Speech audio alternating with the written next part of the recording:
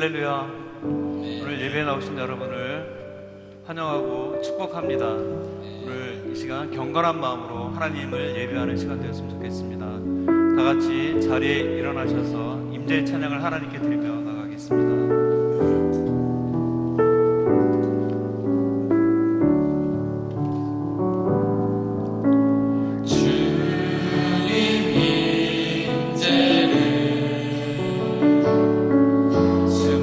순간마다 난 느껴요. 아침마다 해가 뜸을 아는 것처럼 나의 기도 들으심을 나는 아네. 주님 임재를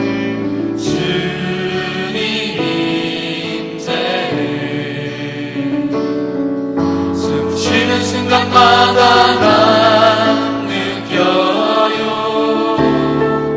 아침마다 해가 뜸을 아는 것처럼 나의 기도 들으심을 나는 아네. 거룩 거룩 거룩 거룩 거룩 사랑의 경배 드리며 내 마음 주께 고백하리. 예수 나의 주. 거룩 거룩 거룩 거룩 거룩 사랑의 경배 드리며 내 마음 주께 고백하리. 예수 나의 주.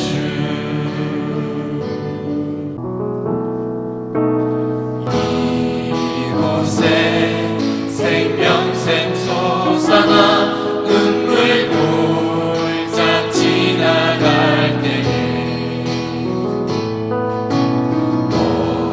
오잖아 열매 맺히고 웃음소리 넘쳐나리라. 그날에 하늘이 열리고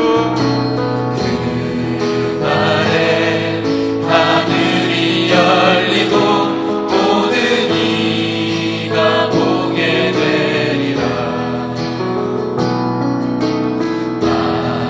마침내 꽃들이 피고 영광의 주가 오시리라. 꽃들도 구름도 바람도 넓은 바다도 찬양하라 찬양하라 예수를. 하늘을 울리며 노래해 나의 영혼아. 은혜의 주 은혜의 주 은혜의 주. 꽃들도 구름도 바람도 넓은 바다도 찬양하라 찬양하라 예수를. 하늘을 울리며 노래해 나의 영혼아. 은혜의 주 은혜의 주 은혜의 주. 이 세상을 살아가는 동안에 이 세상을 살아가는 동안에 나의 힘을 의지할 수 없으니 기도하고 낙심하지 말 것을 주께서 참 소망이 되심이라. 하나님의 꿈이 나의 비전이 되고 예수님의 성품이 나의 인격이 되고 성령님의 권능이 나의 능력이 되길 원하고 바라고 기도합니다. 주의 길을 걸어가는 동안에 주의 길을 걸어가는 동안에 세상의 것 의지할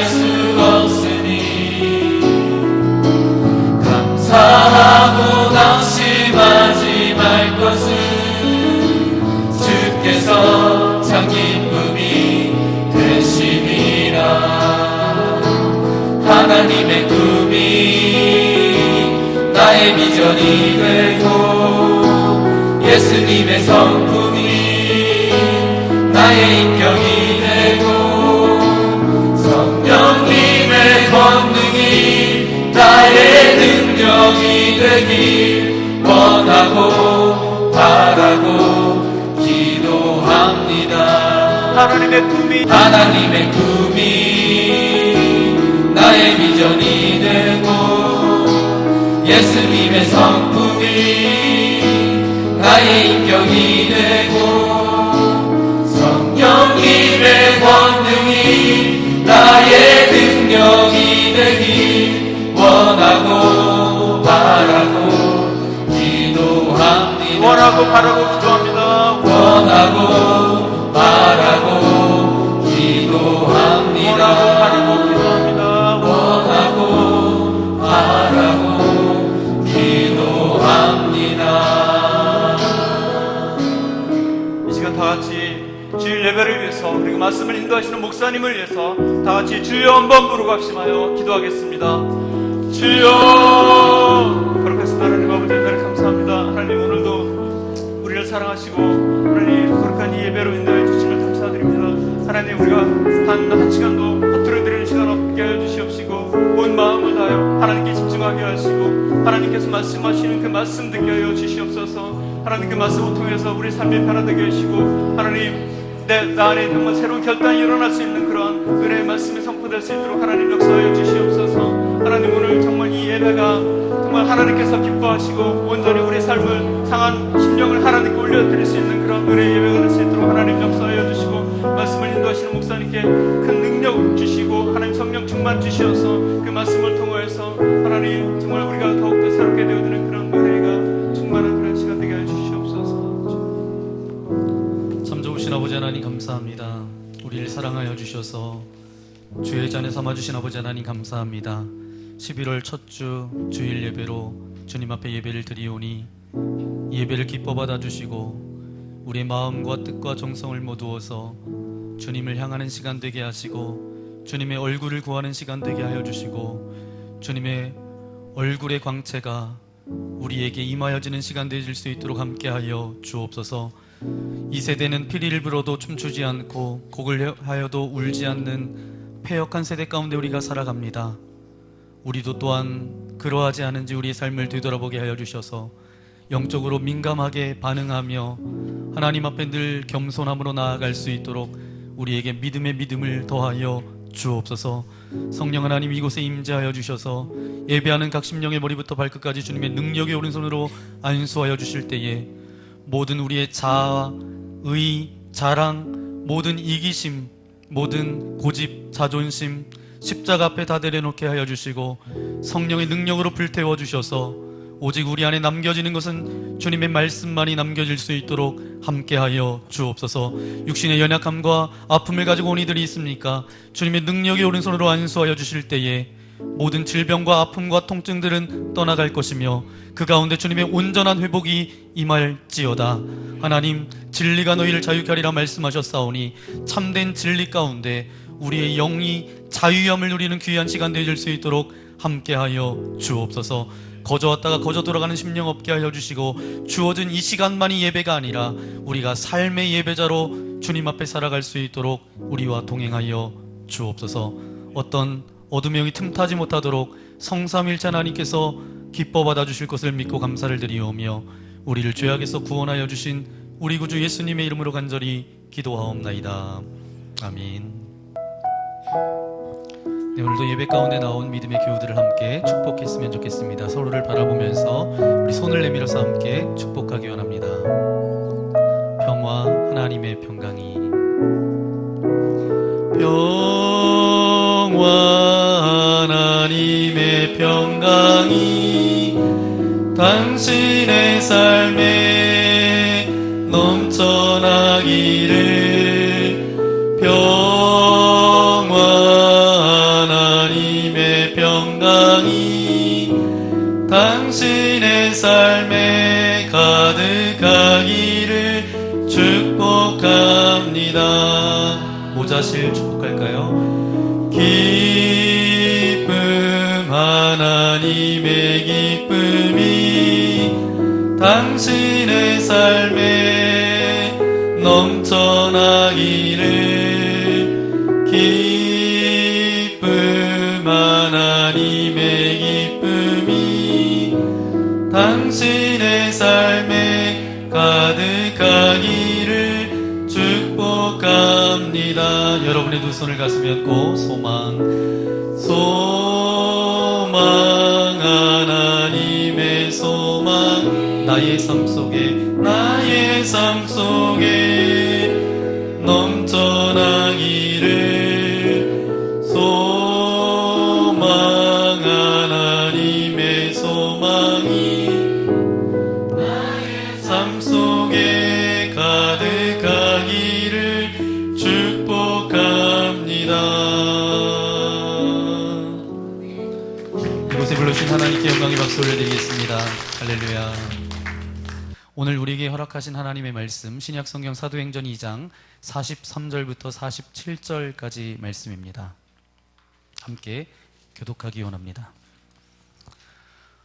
사람마다 두려워하는데 사도들로 말미암아 기사와 표적이 많이 나타나니 믿는 사람이 다 함께 있어 모든 물건을 서로 통용하고 또 재산과 소유를 팔아 각 사람의 필요를 따라 나눠주며 날마다 마음을 같이하여 성전에 모이기를 힘쓰고 집에서 떡을 떼며 기쁨과 순전한 마음으로 음식을 먹고 하나님을 찬미하며 또 온 백성에게 칭송을 받으니 주께서 구원받는 사람을 날마다 더하게 하시니라. 아멘. 오늘 사도행전 8번째 말씀입니다. 오늘 사도행전 2장 43절부터 47절까지 말씀을 가지고 세상이 감당할 수 없는 사람들이란 제목으로 하나님의 말씀을 함께 나누기 원합니다. 여러분, 교회가 역사 속에서 우연히 생겨난 것일까요? 교회가 그냥 우연히 그냥 생겨났을까요? 아니면 어떤 설계에 의해서 태어났을까요? 한 아이가 이 땅 가운데 태어나는 것도 남녀가 만나서 이제 가정을 이루어서 그 가운데서 아이가 탄생되는 것처럼 바로 교회도 예수님의 설계도에 의해서 태어나게 됩니다.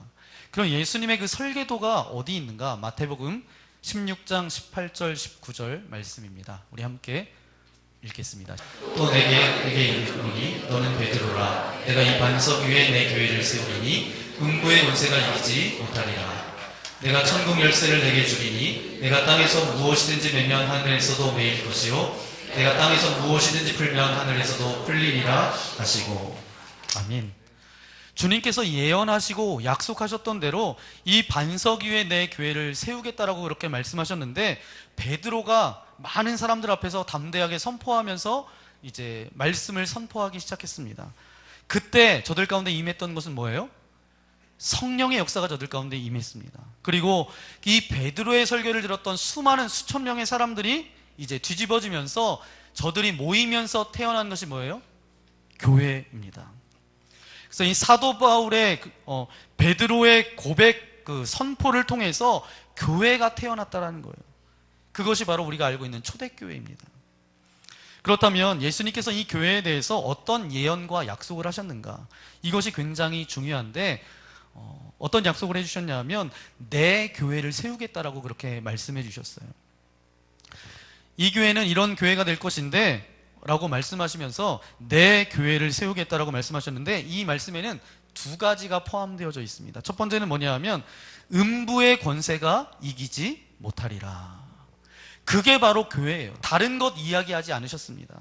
어마어마하게 교회가 부흥할 것이다 뭐 이런 대단한 이야기 하지 않으셨고요. 한 가지 딱 말씀하셨는데 음부의 권세가 이기지 못하리라. 또 한 가지 말씀하신 것은 뭐냐 하면 땅에서 무엇이든지 매면 하늘에서도 매일 것이고 내가 땅에서 무엇이든지 풀면 하늘에서도 어떻게 된다고요? 풀리리라.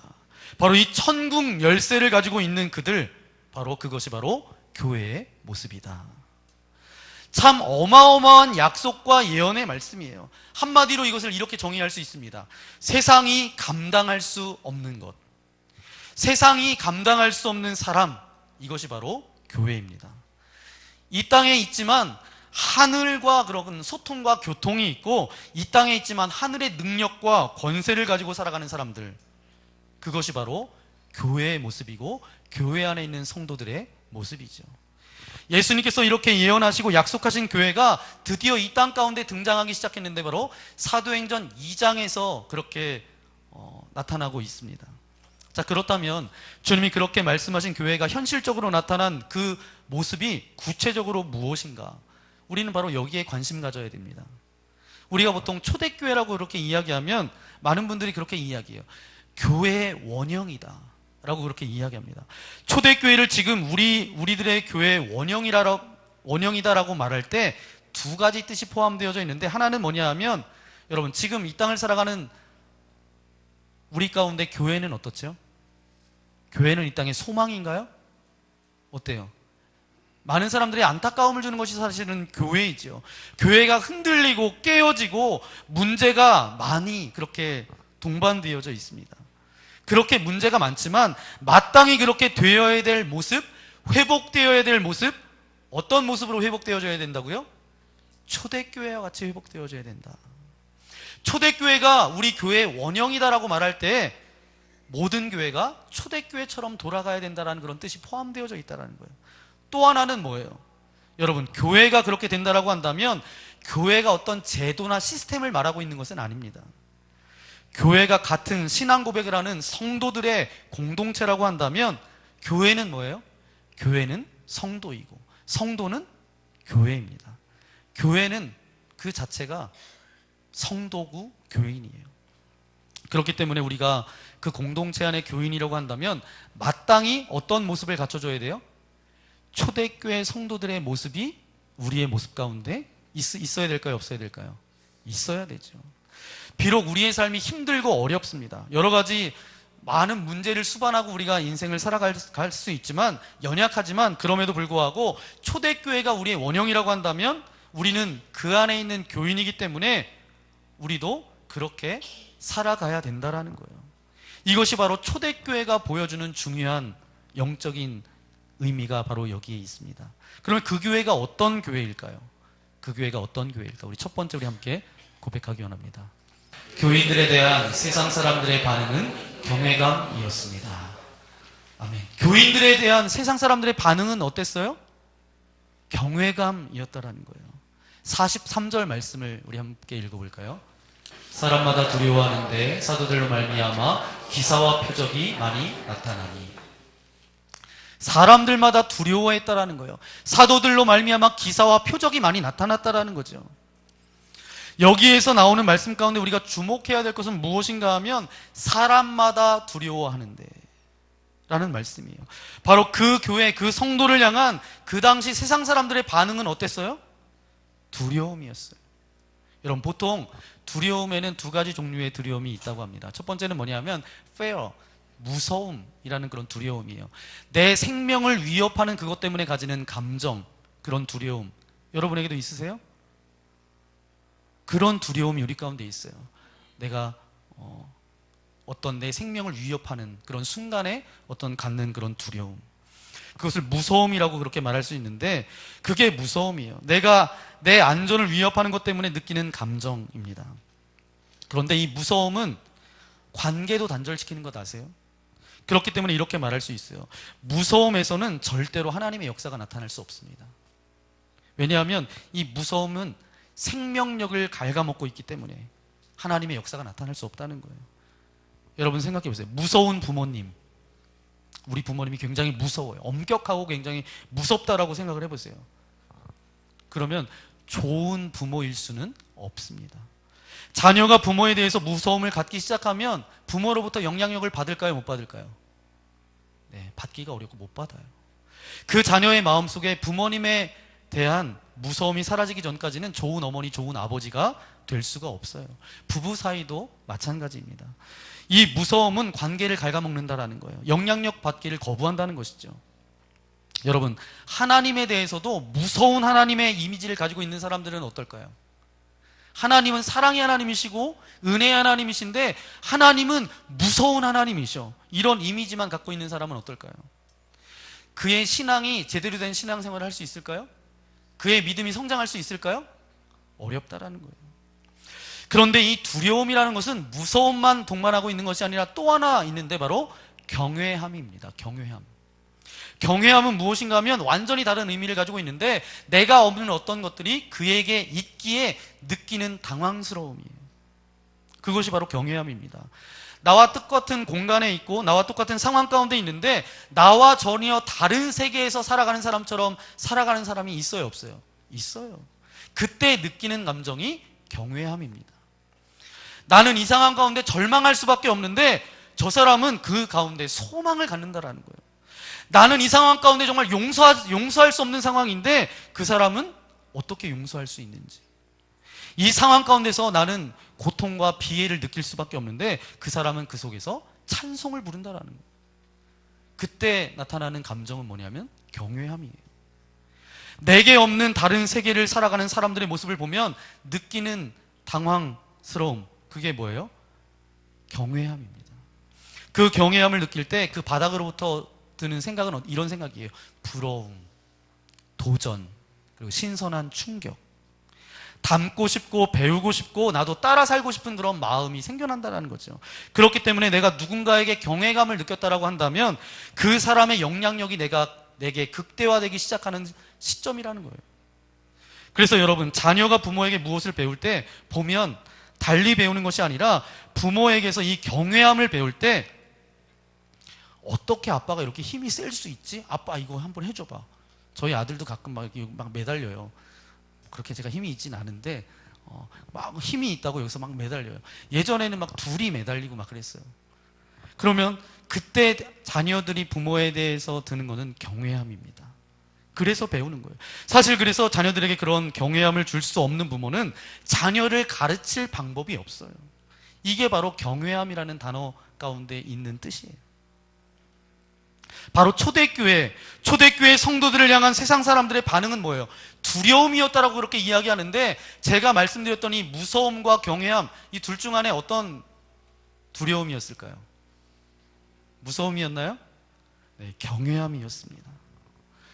제가 그냥 추측해서 말하는 것이 아니라 우리 성경에 보니까 사람마다 두려워하는데 그렇게 기록하고 있습니다. 영어 성경에 보니까, NIV 성경에 보니까 더 정확하게 그렇게 말씀하고 있는데, 사람마다 두려워하는데 everyone 이렇게 해서 시작이 되잖아요. everyone.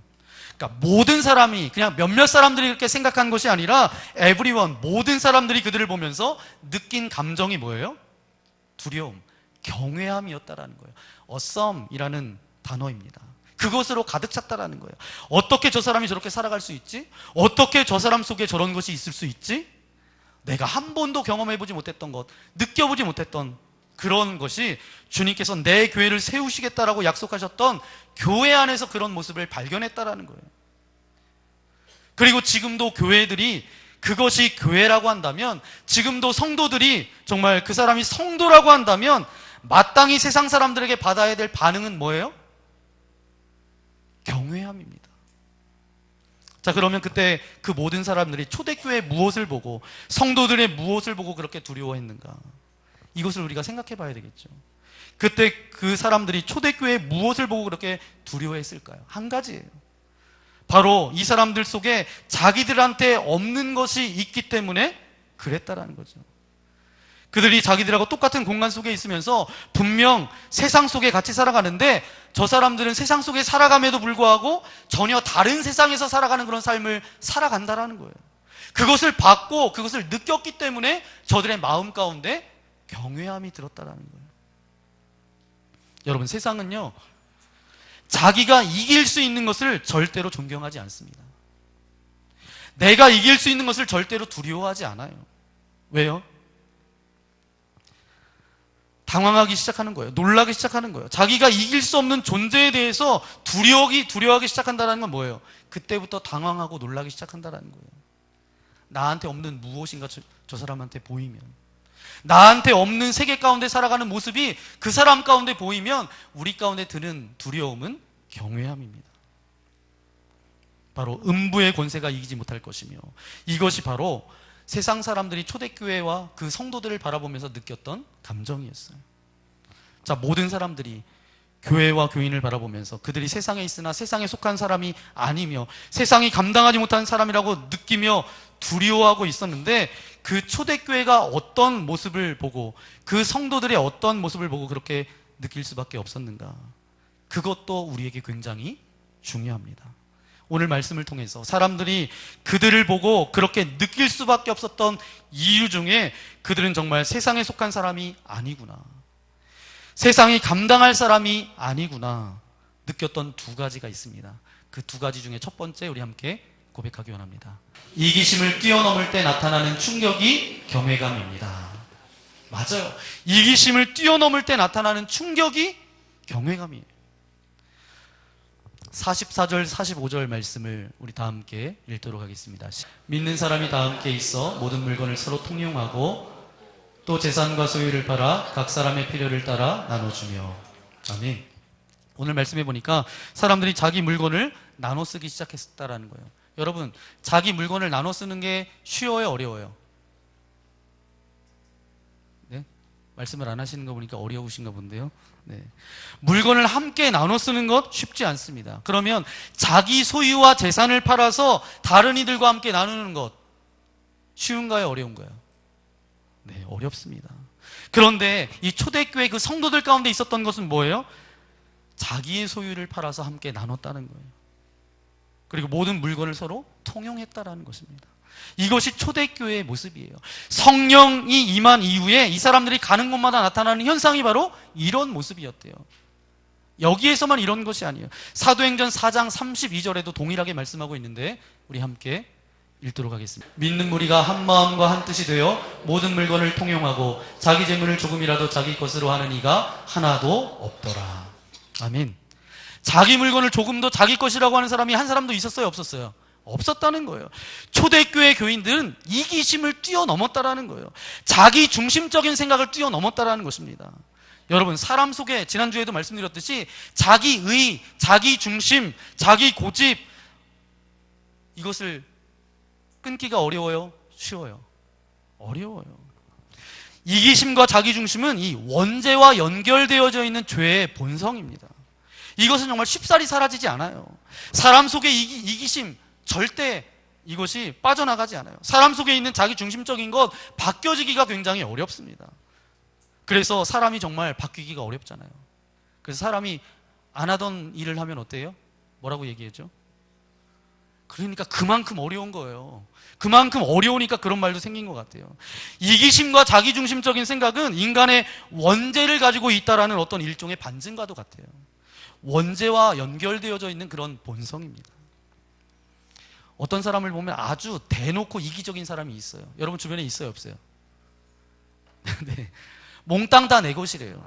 그리고 무조건 다 움켜쥐고요. 그래서 아주 대놓고 이기적으로 그렇게 살아가는 사람이 있습니다. 어떤 사람은 교묘하게 이기적인 사람이 있어요. 이기적이지 않은 것 같은데 다 양보하는 것 같은데 사실은 다 챙기는 사람이 있어요. 교활한 이기주의. 어떤 사람은 또 겉은 이기주의가 아닌 것 같아요.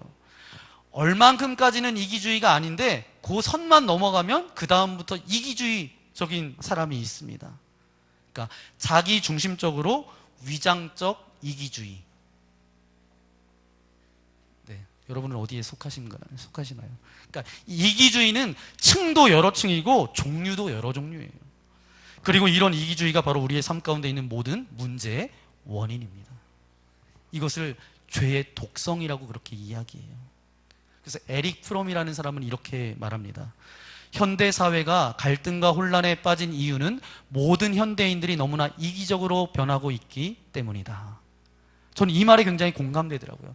다 자기 중심적이에요. 자기 이기심 가운데 그렇게 살아간다라는 거예요. 그래서 갈등과 혼란이 있는 것은 이기심이 이기적으로 변하고 있기 때문에 사람들이. 실존주의 철학자로서 이 세계를 꿰뚫어 보았던 에릭 프롬이 절감했던 것은 바로 뭐예요? 이 세상이 점점 힘들어지고 어려워지는 것은 문명, 물질 문명 때문도 아니고 물질 때문도 아니고 뭐예요? 인간 내면에 있는 그 이기심이 점점 심해지기 때문에 갈등과 혼란의 원인이 된다는 거예요. 네이홀 부부라는 부부가 있습니다. 이분들은 가정사역을 굉장히 열심히 하는 분이세요. 제가 대전에서 가정사역을 하면서 이제 여러분들의 그런 책을 읽었지만 이분들은 탁월하게 그렇게 가정사역을 하시는 분이십니다. 전 세계를 돌아다니시면서 사역하시는 목사님 부부인데 그 안에 캐롤 메이홀 부인이 책을 하나 쓰셨는데 전 세계를 다니면서 가정 세미나를 그렇게 하셨어요. 이제 많은 사람들을 상담했습니다. 그런데 이분이 모든 가정의 문제는 다른 것 때문이 아니라 한 가지 때문에 문제다라는 거예요. 그 문제는 무엇이냐 하면 부부가 각자 여전히 나 먼저의 철학을 가지고 있대요. 나 먼저의 철학. 부부지만 나 먼저의 철학을 가지고 있기 때문에 그래서 부부 안의 갈등과 이런 고통이 사라지지 않는다라는 거예요. 맞는 것 같아요. 여러분, 그게 문제입니다. 사실 아직도 우리 속에 정말 사라지지 않는 남아있는 것, 그것이 바로 우리의 이기심이에요. 이것이 문제를 일으킵니다. 이것이 절망을 가져다줘요. 이것을 제대로 해결되지 않으면 우리의 삶 가운데 소망을 잃고 살아갈 수밖에 없다라는 거예요. 그런데 절대 사라지지 않는 것 같은 이 이기심이, 이 집요한 인간의 죄성이 신앙으로 극복된 이야기가 바로 성경에 나와 있어요. 그것이 바로 뭐예요? 초대교회의 이야기예요. 이것을 보고 사람들이 놀라기 시작했다라는 거예요. 이기심은 절대로 안 무너질 줄 알았는데 자기들은 절대로 이기심을 극복하지 못했는데 이 사람들은 도대체 어디에 속한 사람이기에 이 이기심을 이겼는가? 이 모습이 이 세상 사람들한테는 굉장히 충격적이었다라는 거예요. 이게 바로 초대교회와 그 성도들의 모습이었다라는 것입니다. 바로 그 교회와 그 성도들이 보여준 이 놀라운 경외감, 바로 무엇인가 하면 그들이 자기 중심적인 것과 이기심을 극복했다라는 거예요. 어찌됐든 우리도 이 땅을 살아가고 있는데 우리도 끊임없이 우리가 시도해야 될 문제가 바로 이 문제임을 저는 분명히 믿습니다. 그렇기 때문에 저는 우리 교회도 끊임없이 이것을 위해서 시도하고 노력하고 그렇게 나아가야 된다는 거예요. 저는 제일 먼저 우리 가정 안에 이기심들이 사라지기를 원합니다. 여러분이 스스로 생각할 거예요. 우리 가정에 이기심이 없어요. 그런 생각하실지 모르겠지만 안 그렇습니다. 부모가 자녀를 보면, 분노할 때를 보면 자녀들 때문이 아니라 자기 자신의 이기심 때문에 분노할 때가 많다라는 거예요. 부부간에 갈등하는 거 다 이기심 때문에 그런 거 아닌가요? 정말 가정 가운데 온전히 이기심이 사라지려면 성령께서 함께 하시지 않고는 불가능하다라는 거예요. 성령의 역사가 있어야 자기를 뛰어넘을 수 있다는 사실입니다. 여러분, 인간의 어떤 학습과 방법과 어떤 제도가 인간의 이기심을 뛰어넘어 본 적이 없습니다. 바로 성령이 임하시면, 성령 하나님이 함께 하시면 초대교회와 같은 그런 역사가 저와 여러분들 가정 가운데도 동일하게 임하여질 것을 분명히 믿습니다. 아멘? 그러면 가정이 천국 되는 거예요. 여러분, 또한 우리 교회, 또 우리 속회, 또 많은 기관들 이기심을 뛰어넘는 우리 믿음의 공동체가 되기를 소망합니다. 속회고 그 모든 부분이 조직이 아니에요. 어떤 행정 조직이 아닙니다. 그런 이기심을 극복한 초대교회가 이루어지도록 우리가 날마다 기도하고 날마다 말씀 가운데 있어야 돼요. 정말 어떤 분이 속회에 와서 자기의 아픔과 어려움들을 이야기할 때 그 고통을 내 고통으로 알고 그 슬픔을 내 슬픔으로 알고 눈물을 흘리고 함께 섬겨주고 기도해주고 그것을 뛰어넘어갈 때에 아름다운 영적인 공동체가 되어질 수 있습니다. 자기의 이기심을 뛰어넘어서 그렇게 할 수 있다라는 거예요. 이것은 저의 꿈이에요. 이건 저의 꿈만이겠습니까? 여러분도 그 꿈을 꾸시겠죠. 예수님도 그런 꿈을 우리에게 꾸고 계신다라는 거예요. 저는 우리 교회가 하나님의 기쁨이 될 뿐만 아니라 함께 예배하는 모든 믿음의 교우들이 함께 행복하고 더 나아가서 그 행복했던 그 모습들을 가지고 세상 가운데 나아가 세상을 변화시키는 아름다운 믿음의 공동체가 되기를 소망합니다. 그러면 세상이 감당할 수 없는 사람이구나 느꼈던 두 번째 이유가 있습니다. 우리 함께 고백하겠습니다. 육체적 욕망을 극복할 때 나타나는 두려움이 경외감입니다. 아멘. 육체적 욕망을 극복할 때 나타나는 두려움이 경외감이에요. 세상 사람들이 이렇게 놀라게 했던 까닭은 뭐예요? 사람들이 그들을 보면서 두려워했던 까닭은 무엇입니까? 46절, 47절 말씀입니다. 함께 읽겠습니다. 날마다 마음을 같이하여 성전에 모이기를 힘쓰고 집에서 떡을 떼며 기쁨과 순전한 마음으로 음식을 먹고 하나님을 찬미하며 또 온 백성에게 칭송을 받으니 주께서 구원받은 사람을 날마다 더하게 하시니라. 아멘. 바로 그들의 욕망, 육체적 욕심을 이겼기 때문에 그렇습니다. 이 육체적 욕심과 욕망을 추구하는 것은 인간 속에 있는 죄성, 또 다른 그런 한쪽 죄성의 면이에요. 그래서 제가 보니까 사람들은 그냥 내버려두면 점점 좋아지지 않더라고요. 가만히 내버려두면 좋아지나요? 좋아지지 않아요. 점점 나빠집니다. 아무 훈련 없이 사람들을 그냥 모아두면 점점점 그 안에 나누어지는 대화가 어떤 대화예요? 뭐 고상한 대화를 하지 않더라고요. 인간적이고 탐욕적이고 굉장히 쾌락적이에요. 그렇게 되는 것이 인간들입니다. 여러분, 이 초대교회 상황도 마찬가지입니다. 사람들은 다 똑같은 줄 알았어요. 자기를 주장하고 자기 욕심을 채우고 욕망을 채우는 줄 알았어요. 그런데 여러분 보니까 변한 사람이 있었다는 거예요. 이 사람들은 날마다 모이기를 힘썼는데 어디에 모였다는 거예요? 성전에 모이기를 힘썼다는 거예요. 여러분, 이 사람들이 모일 때 자, 내일 이 시간까지 우리가 약속해서 모이자 이렇게 했을까요? 그렇게 안 했어요. 내일 몇 시까지 모여라 이렇게 약속하지 않았다는 거예요. 그들의 마음속에 자꾸 가고 싶은 데가 있었어요. 가고 싶은 데가 어디였어요? 성전이었어요. 마음이 자꾸 다른 쪽으로 가는 것이 아니라 교회, 성전으로 늘 향했다라는 것입니다. 가보니까 딴 사람도 와 있는 거예요. 그래서 모여서 함께 나누기 시작했어요.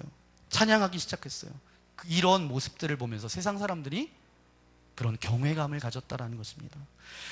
왜 사람들이란 우리가 알고 있는 것이 뭐예요? 점점 더 사람의 마음은 추악한 것으로 더러운 쪽으로 갈 수밖에 없다라는 거예요. 그쪽으로 가게 돼 있는데 어찌된 일인데 이 사람들은 매일매일 성전에서 모이는데 모일 때마다 뭐 하냐면 예배드려요. 모일 때마다 뭐예요? 하나님의 말씀을 나눠요. 모일 때마다 그렇게 성전을 향하는 거예요. 이것이 세상 사람들로 하여금 경외감을 갖게 했다라는 거예요. 저는 이러한 모습이 저와 여러분들 가운데도 동일하게 임하여지기를 소망합니다. 이탈리아 폼페이에 가보면 네, 뭐 가보신 분도 있겠지만 아직도 저도 안 가봤습니다. 이제 나중에 가보시면 꼭 한번 확인해 봐야 되겠다라는 건데, 이 폼페이 유적지에 가보면 인간이 얼마나 추악한 존재인지를 보여주는 그런 아주 극단적인 도시가 이 폼페이예요. 거기에 가보니까 도로가 전부 바위로 깔려 있대요. 예, 바위로 이렇게 되어져 있는데 마차가 하도 다녀서 바위가 패였는데 다른 곳보다 유난히 이 바위가 많이 패인 곳이 있었대요. 그 많이 패인 길을 가보니까 그 끝을 가보니까 뭐가 나오냐면 창녀촌이 나오더래요. 아주 난잡한 것은 말할 수 없습니다. 그게 바로 인간이에요. 그런데 이 사람들은 뭐예요? 모였다 하면 어디 모였다고요? 성전에 모였어요. 그런 모습을 바라보면서 저들이 놀라기 시작했다라는 거예요. 어떻게 저럴 수가 있을까? 저도 이제 뭐 목회자로 이렇게 목회하면서 가끔 놀랄 때가 있어요. 기도하는 것을 즐거워하는 사람들을 볼 때 경외감이 들어요. 기도하는 것을 굉장히 즐거워하세요. 어떤 분은 말씀 보는 것을 그냥 사명으로 알고 집에 가보면 예배상에 성경책이 이렇게 놓여져 있어요. 그리고 옆에는 필사하는 이런 게 있어요. 그런 분들을 볼 때마다 말씀대로 살려고 하는구나. 그러면서 경외감이 듭니다. 경외감이 든다라는 거예요. 그것은 육체적인 욕망이 아니라 자꾸 어느 쪽으로 가는 거예요? 거룩한 쪽으로 가는 거예요. 그러니까 그런 사람들을 보면 놀랍다라는 거죠. 이 사람들은 음식을 먹되 떡을 떼며 기쁨과 순전한 마음으로 음식을 먹었다라고 말하고 있어요. 이것을 성경 주석에 보니까 주석학자들은 이렇게 해석을 하더라고요. 그들의 매일 식사는 성찬식처럼 했다라는 거예요. 식사를 맨날 성찬식처럼 했다라는 거예요. 일상적인 식사가 성찬식이 됐다라는 거예요. 이건 뭐예요? 모든 장소에서 그들이 하나님을 바라봤고 모든 장소에서 하나님과 동행했다라는 거예요. 그러니까 모이면 기도하고 모이면 찬송하고 은혜를 나누게 됐다는 거죠. 그런데 여기 아주 재미있는 표현이 있습니다. 온 백성에게 칭송을 받으니 라는 표현이 있어요. 온 백성에게 칭송을 받으니. 영어로는 좀 다르게 번역되어져 있는데 어떻게 번역되어져 있냐면 enjoying the favor of all people 이렇게 되어져 있어요. 그러니까 뭐냐면 무슨 말이냐면 그들이 하나님을 찬양하면서 아무 재미없게 그렇게 있었던 것이 아니라 아주 즐겁게 엔조이했는데 뭘 엔조이했냐면 모든 사람들이 칭찬을 엔조이했다라는 거예요. 이게 무슨 뜻이냐면 저들이 위선적이고 명예를 구한 것이 아니라 그들이 정말 즐겁게 그렇게 있었는데 세상의 그런 즐거움하고는 달랐다는 거예요. 세상의 즐거움은 뭐예요? 먹고 채우고 즐기고 여행하고 마음껏 그렇게 다니는 것, 그런 즐거움이지만 그런 즐거움이 아니었다는 거예요. 그들이 가졌던 즐거움은 사람이 변하는 것, 하나님의 아름다움, 하나님의 역사, 그 감동, 그것을 즐기기 시작했다라는 거예요. 정말 하나님의 거룩함을 추구하는 그 흥분, 그 재미가 그들 가운데 있었습니다. 날마다 모일 때마다 떡을 떼며 즐거워하며 기도해주고 기뻐하며 응답받는 것을 나눠가면서 하나님의 사랑을 나누어가는 그런 공동체. 저는 이러한 모습이 우리 교회에도 있기를 소망합니다.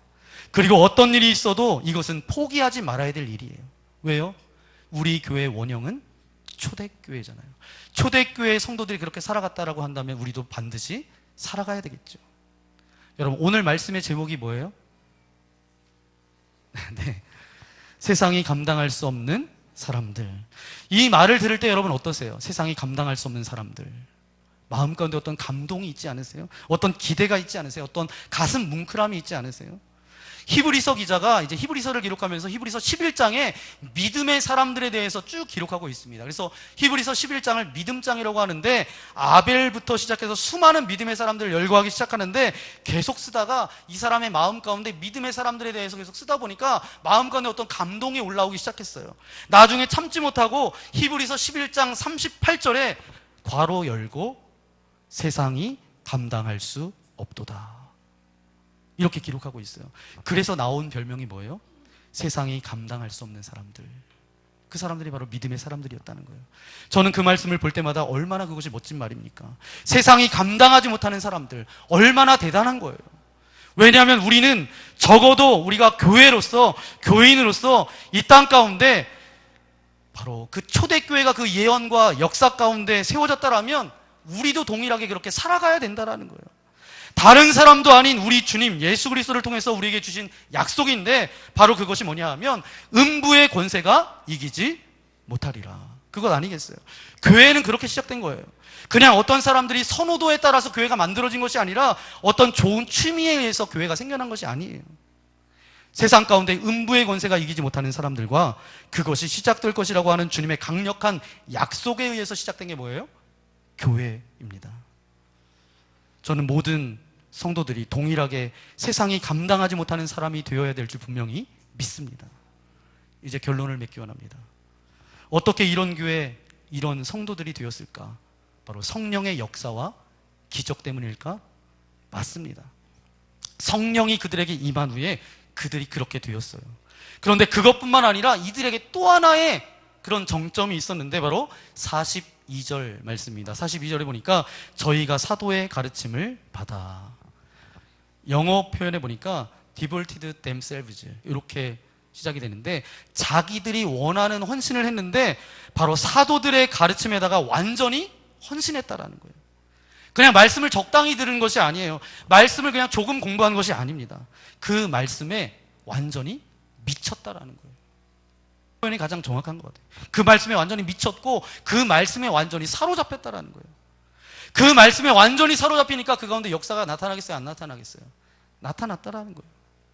여러분, 사람의 이기심과 사람의 욕망은 그렇게 쉽게 사라지지 않습니다. 그렇지만 하나님의 영이 임하게 되는 순간 이사야서 11장에 이사야 선지자가 고백했던 것처럼 이는 물이 바다를 덮은 같이 여호와를 아는 지식이 온 세상에 충만할 것임이라 했던 것처럼 그런 성령의 역사가 우리 가운데 임하여지면 우리의 모든 이기심과 모든 욕망으로부터 우리가 승리할 수 있음을 분명히 믿습니다. 작년 말부터 해서 올 초까지 해서 굉장히 유명했던 드라마가 있었습니다. 스카이 캐슬이라는 드라마가 있었는데 저도 그때 보지 않아서 한꺼번에 몰아서 그렇게 시청을 했는데 보니까 거기에 이제 김서영 신드롬, 김서영이라는 그 배우가 했던 말이 신드롬이 되어서 뭐 광고에도 여러 패러디로도 그렇게 등장하게 되는데 어떤 말인가요? 감당할 수 있겠습니까? 라는 말이죠. 네, 감당할 수 있겠습니까? 라는 그 말 가운데 이 시대를 반영해주고 있어요. 사람들이 감당하지 않고 무언가 얻으려고 하는 것이 인간의 본성이라는 거예요. 뭔가 감당하지 않고 그냥 얻으려고 하는 그런 욕심, 그런 이기심이 인간들 안에 사로잡혀 있다는 거죠. 그런데 감당할 수 있겠습니까? 그 말도 유행했지만 또 어떤 말이 유행했죠? 전적으로 믿으셔야 됩니다. 저는 여러분에게 마지막으로 부탁드립니다. 이 말씀을 전적으로 믿으셔야 돼요. 왜냐하면 초대교회에서 바로 이런 역사가 나타났어요. 교회, 초대교회, 교회 원형, 그 교회 가운데 이런 역사가 나타났다면 우리 교회와 저와 여러분 가운데 이런 역사가 나타날 수 있을까요? 없을까요? 왜 이렇게 약해지셨어요? 그래서 오늘 제목처럼 여러분 그런 사람이 되어줘야 됩니다. 세상이 감당할 수 없는 사람들이 되어줘야 돼요. 그래서 많은 세상 사람들로부터 경외감이 드는 그런 삶을 살아가야 된다는 것입니다. 오늘 그것을 예수님을 통해서 우리에게 약속해 주셨고 베드로를 통해서 확증해 주셨을 뿐만 아니라 초대교회를 통해서 우리에게 보여주셨어요. 그러니까 우리는 못할 수 있는 게 아니라 누군가 그 길을 갔기 때문에 우리도 당연히 갈 수 있다는 거예요. 저는 우리 교회가, 저와 여러분이 세상이 감당할 수 없는 그런 사람들이 되어서 초대교회와 같은 성령의 역사로 말미암아 수많은 사람들이 복음으로 말미암아 그 인생이 달라지는 은혜가 저와 여러분들 가운데 임하여지기를 예수님의 이름으로 간절히 축원합니다. 이 시간 함께 기도하기 원합니다. 기도할 때에 주님, 그 초대교회 그 성도들의 모습이 우리 가운데도 나타나게 하여 주옵소서. 우리는 실패한 모습을 보고서 우리가 포기하지 않게 하시고 꿈꾸게 하시고 바라보게 하시고 정말 세상을 놀라게 할 그 능력이 우리 가운데도 나타나게 하여 주옵소서. 세상이 감당할 수 없는 사람으로 내가 이 땅 가운데 살아가기를 소망하오니 주님, 나와 우리의 가정과 우리 교회를 아름답게 사용하여 주옵소서. 우리 그런 마음을 가지고 이 시간 주여 한번 부르고 함께 기도하기 원합니다. 거룩하신 아버지 하나님 감사합니다. 우리를 사랑하여 주셔서 우리를 구원하여 주신 아버지 하나님 감사합니다. 주님, 오늘 말씀을 통하여서 우리에게 주시고 계시는 것은 세상이 감당할 수 없는 사람들이었던 초대교회 믿음의 성도들을 바라봅니다. 저들을 바라보며 세상 사람들이 어떤 무서움이 아니라 경외감을 가지고 저들을 바라보았던 것처럼 나는 이렇게 살아갈 수밖에 없는데 저 사람은 어떻게 저렇게 살아갈 수 있지? 나는 용서할 수 없는데 저 사람은 어떻게 용서할 수 있지? 나는 포기할 수밖에 없는데, 슬퍼할 수밖에 없는데 저 사람은 어떻게 그 와중에 찬송을 부를 수 있지? 그런 경외감을 주었던 것처럼 우리가 그런 삶을 살아가기를 소망합니다. 우리 교회가 그런 공동체가 되어지길 원합니다. 우리 가정이 그런 가정이 되어지기를 소망합니다. 세상이 감당할 수 없는 사람이 되어서 정말 전적으로 성령 하나님의 이 약속의 말씀을 믿게 하여 주시고 이 말씀대로 우리가 이 땅에 아버지 하나님 실현하며 살아갈 수 있도록 우리의 삶을, 우리의 가정을, 우리의 교회를 아름답게 사용하여 주옵소서.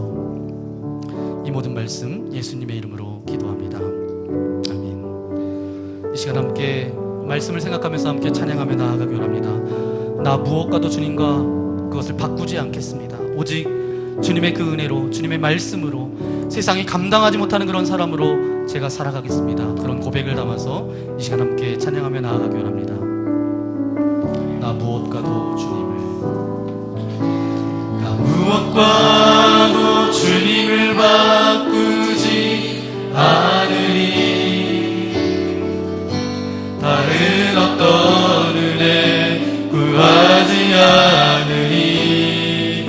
오직 주님만이 내 삶의 도움이시니 주의 얼굴 보기 원합니다. 다 함께 일어나서 다시 한번 고백해볼까요? 나 무엇과도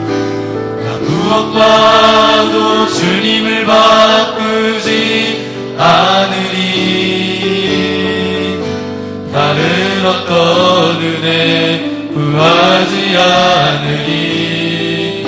오직 주님만이 내 삶의 도움이시니 주의 얼굴 보기 원합니다. 진심으로 주님 사랑해요. 주님 사랑해요.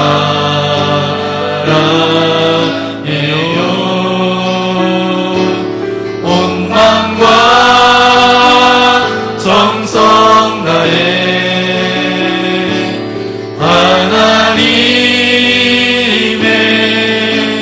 진실한 친구 되기 원합니다. 진심으로 고백하기 원합니다. 주님 사랑해요. 주님 사랑해요.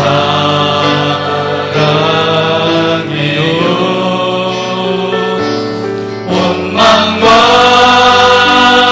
정성 다해 하나님의 진실한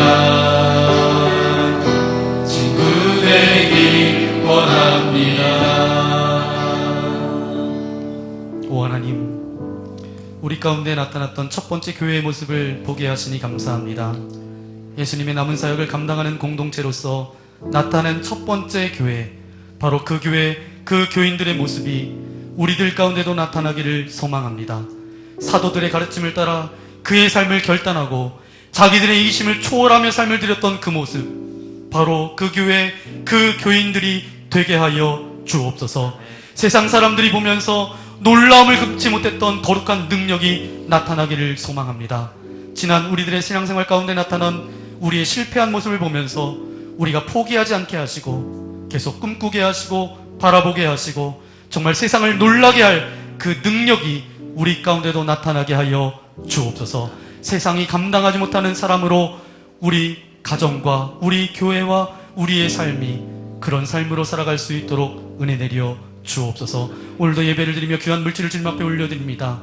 이것은 단순한 물질이 아니라 우리의 마음이고 고백이고 삶이오니 받아주시고 우리의 가정과 직장과 우리의 모든 일터 가운데 주님의 능력과 은혜만이 가득 찰 수 있도록 은혜를 베풀어 주옵소서. 물질 때문에 어려움 당하지 않도록 동행하여 주시고 늘 풍성함으로 채워주시는 하나님의 놀라운 은혜가 강물처럼 부어질 수 있도록 우리의 삶을 축복하여 주옵소서. 이제는 이 땅 가운데 찾아오셔서 우리의 삶의 모범이 되신 예수 그리스도의 크신 은혜와 하나님 아버지의 넓으신 사랑하심과 성령 하나님의 감동감화 역사하여 주심이 오늘 말씀을 통해서 세상이 감당할 수 없는 사람으로 살아가겠습니다. 세상이 감당하지 못하는 그런 공동체로 나아가겠습니다. 초대교회로 닮아가겠습니다. 라고 결단하며 나아가는 이곳에 있는 모든 지체들 머리머리 위에, 저들의 가정과 직장과 교회와 이 나라 이 민족 위에, 또한 선교지 위에 이제로부터 영원토록 함께하옵시기를 간절히 축원하옵나이다. 아멘.